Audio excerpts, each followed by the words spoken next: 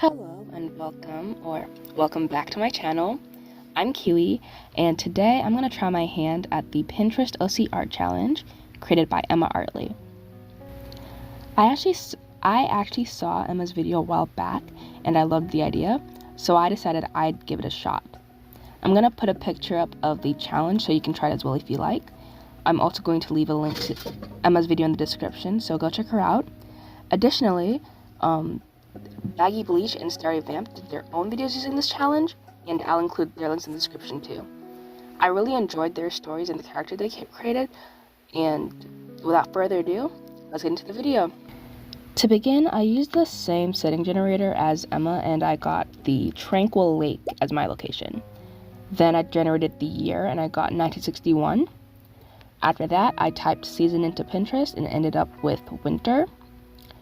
And that was the last time I generated in setup, so let's get into the characters. I actually recorded the whole process of getting each character details, but I realized I didn't want to edit all that footage, so here are all the character collages. Before we start though, I want to preface this by saying, I realized halfway through that I forgot to do the accessory section, so those are just going to appear in the characters randomly with the speed paint. And now, let's get into the video. When Eden Cunningham set out to her grandparents' lakeside cottage in the winter of 1961, she knew it would be the last time she saw anyone from her home again. Not the nice old lady upstairs who made her cookies, or the energetic toddler from across the hallway who regaled her with the latest playground gossip. They were all gone. The reports on the radio said it was a mass prank or a terrorist attack, but she knew it wasn't. She had seen them after all, the monsters. These awful creatures with bulging eyes and rotting flesh. As she drove through the thick snow, her mind drifted back to the chaos that had erupted in her town. The streets that were once filled with laughter and play had turned into a nightmare.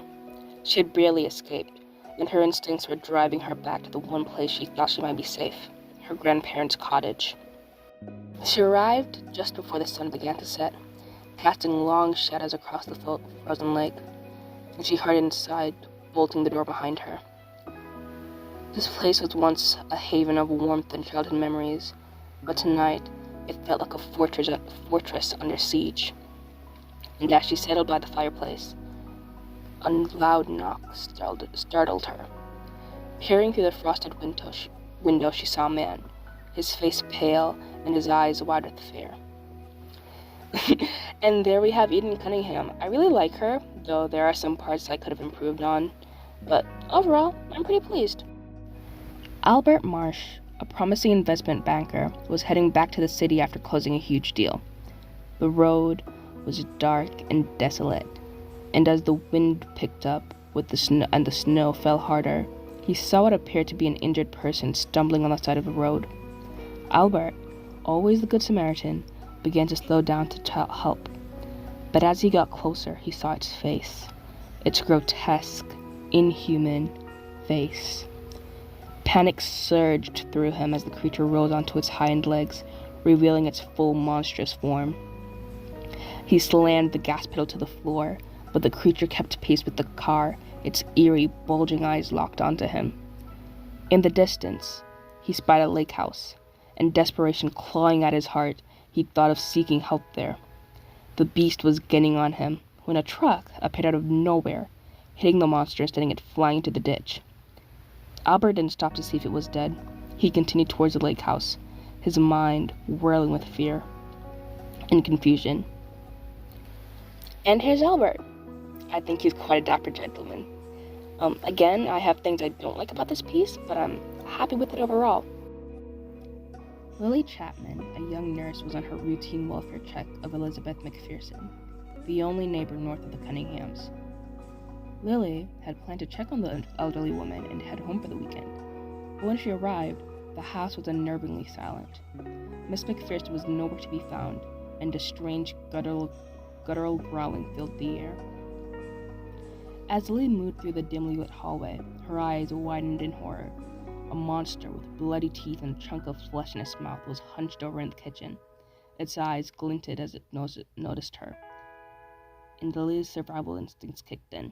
She turned and ran, the creature's growls echoing behind her. She sprinted towards the woods, her only thought to reach the Cunningham house. She barreled through the woods, ignoring the cut and scrape she was getting as a result of the branches and underbrush, and she didn't stop until she saw the Cunningham cottage, banging on the door, hoping that anyone was home, until the door opened, and there she saw Eden and Albert. You said I did there? I'm so smart. Anyway, here's my girl Lily. I had a bit of trouble figuring stuff out for her, but I think she turned out quite well. And that's it for today's video. This is actually the first video I've ever spoken in, so please excuse the audio quality as I'm still figuring stuff out. Tell me what you think in the comments below, and have a great day. Bye!